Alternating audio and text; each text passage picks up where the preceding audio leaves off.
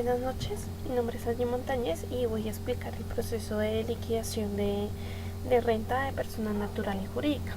Entonces, teniendo en cuenta el primer taller, la información dada para la persona jurídica, lo primero que se hizo fue elaborar el estado de situación financiera 2016, teniendo en cuenta las partidas que aplicaban para hallar el patrimonio y el patrimonio. Entonces se tuvieron en cuenta los bancos, el equipo de oficina, todos los activos que el señor poseía. Y como pasivo se tomó la deuda que tenía a 31 de enero de 2016. También se incluyó como patrimonio los dividendos recibidos y ya los resultados del ejercicio. Entonces, en base a eso se calculó la renta presuntiva del 3,5. Entonces se cogieron la suma de los activos menos las deudas a 31 de diciembre de 2016. Luego de eso se procedió a hacer el balance de 2017, teniendo en cuenta la misma información dada, como son los bancos, muebles sin seres, la oficina, el apartamento de habitación, el equipo de oficina y el vehículo de uso personal. Como pasivo se tomó también las deudas a diciembre 31 de 2017 y como patrimonio las acciones en data inversión. Entonces, ya teniendo y partiendo del estado de situación financiera, se procedió a liquidar el formulario de retención de renta para personas naturales. Entonces se empezó la depuración con el patrimonio.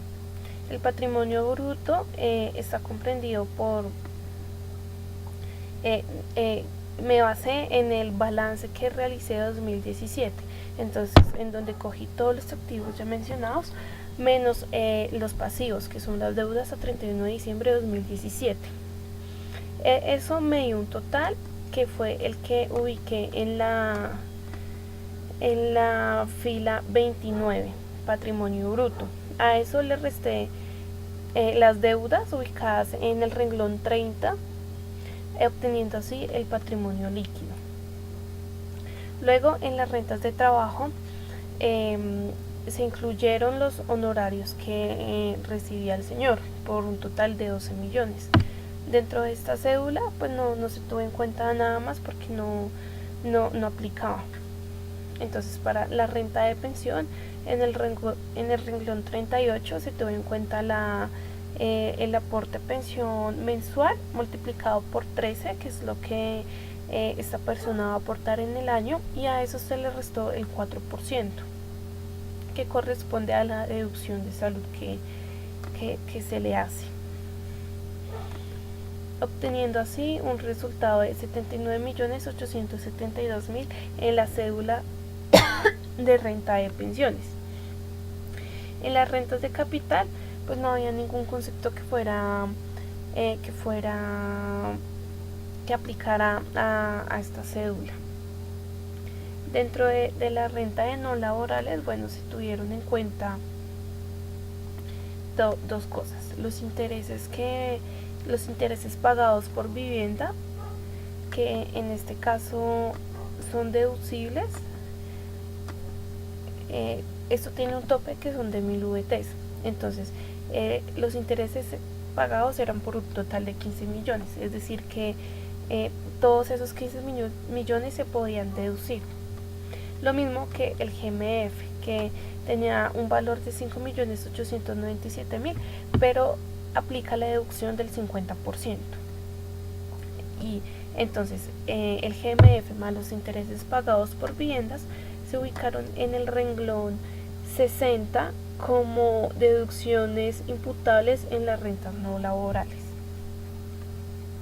Seguido de eso, se procedió a hacer la cédula de renta por dividendos y participaciones.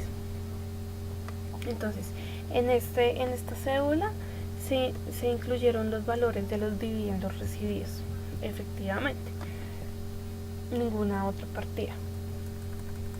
Luego, en el renglón 75 se sumaron el total de las rentas, es decir, el renglón 37, la sumatoria del renglón 42, 66 y 74. Y en el renglón 76, que habla de la renta presuntiva, entonces se calculó de la siguiente manera. Se cogió el estado de situación financiera 2017, todos los activos menos el pasivo, que eran las deudas que tenía esa persona a 31 de enero de 2017, y menos el apartamento de habitación, porque esto se puede deducir de renta hasta un tope de 8.000 VTs. Entonces aplicaba toda la deducción porque 8.000 VTs equivalen a 265.248.000 para el 2017, y el apartamento estaba valorado en 200 millones. Entonces por eso se dedujo estos 200 millones para el cálculo de la renta presuntiva. Esto me dio un total de 7.910.000 pesos, que fue lo que llevé al renglón número 76. Luego sigue la parte de ganancias ocasionales. Aquí se incluyó la recompensa que ganó el señor, y también esa recompensa es una renta exenta, por lo que no se le calculó el impuesto por ganancias ocasionales. Se puso esos 100 millones que ganó el señor informativo, porque igual es una renta exenta. Bueno, luego de ello se procedió a efectuar la liquidación de los renglones 81, 82, 83 y 84 y 85. Entonces en el renglón 81, que fue en el que me dio el valor a pagar por renta, que es el impuesto sobre la renta líquida cedular de trabajo y de pensiones. Entonces tomé la sumatoria de las dos cédulas y apliqué la tarifa según la tabla establecida.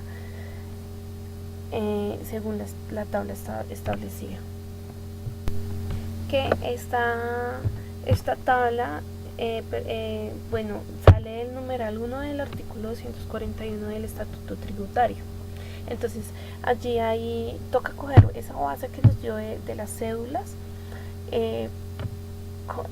convertirla en VTs, identificar el rango que ocupa dentro de la tabla de liquidación, y según el rango se le suman o se le restan unas VTs y se multiplica por determinado porcentaje.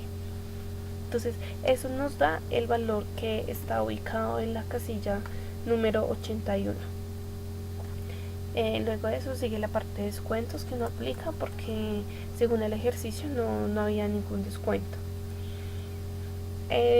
Sobre el anticipo de renta liquidado año gravable anterior, ese valor ya se encontraba dentro de los datos que nos habían dado inicialmente, por lo que simplemente se incluyó ahí en el renglón 97. Luego se hace la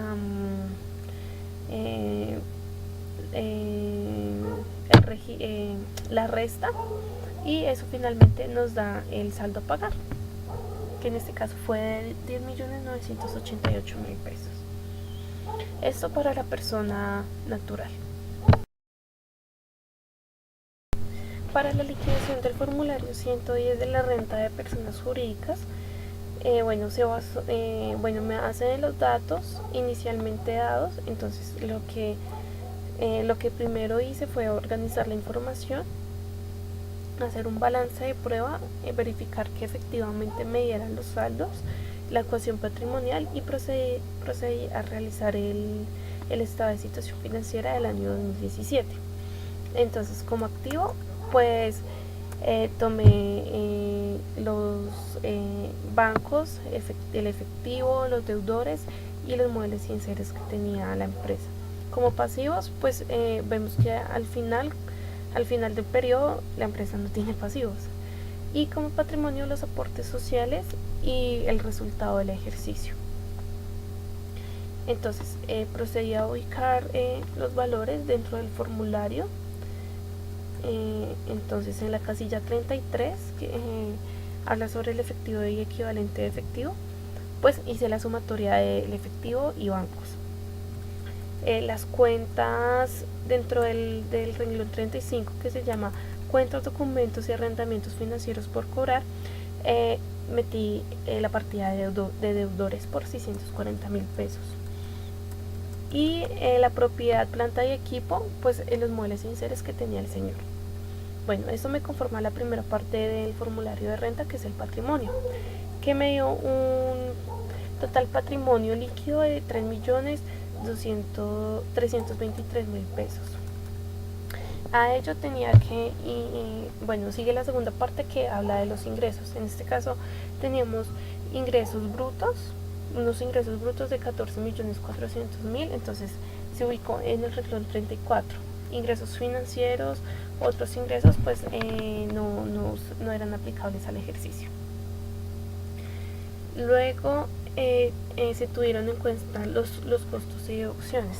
Entonces, dentro de los gastos de administración se tuvieron en cuenta la energía eléctrica, el arriendo del salón, los servicios públicos, los gastos notariales, de registro mercantil, de papelería y otros gastos.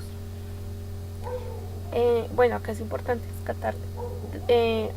destacar que los impuestos asumidos no se tienen en cuenta porque no son deducibles. Bueno, entonces continuando, sigue el pedazo de las ESAL, pues no aplica porque en este caso no es una ESAL, no está especificado. Y bueno, sigue la parte de la renta, entonces donde se toman los ingresos que yo tuve y básicamente se les restan los gastos. Eso me da la renta líquida de la casilla número 67. Bueno, luego de eso pues no aplican otro tipo de partidas como los dividendos, las ganancias ocasionales, pero pues para este ejercicio no aplica. Luego de ello, en el renglón número 81 se hace la liquidación del impuesto de renta, ¿sí?, por la tarifa correspondiente al 2017. Luego de ello, pues ese es mi impuesto a cargo por concepto de renta y tengo que tener en cuenta el anticipo liquidado del año grabable anterior. Entonces, del año anterior se nos daban los datos de los ingresos y los gastos. Entonces, prácticamente es el mismo ejercicio, coger los ingresos menos los gastos por la tarifa aplicable al año en mención, y así saqué el anticipo de renta liquidado en el año grabable anterior, que finalmente se le resta el impuesto a cargo que yo ya había liquidado, porque se supone que yo ya hice un anticipo del año de la renta de 2017 en la renta que pagué del 2016. Y finalmente me da el total, bueno, si no tengo sanciones, ni autorretenciones, ni nada por el estilo, esa sería mi impuesto a pagar por concepto de renta, ¿no? Muchas gracias.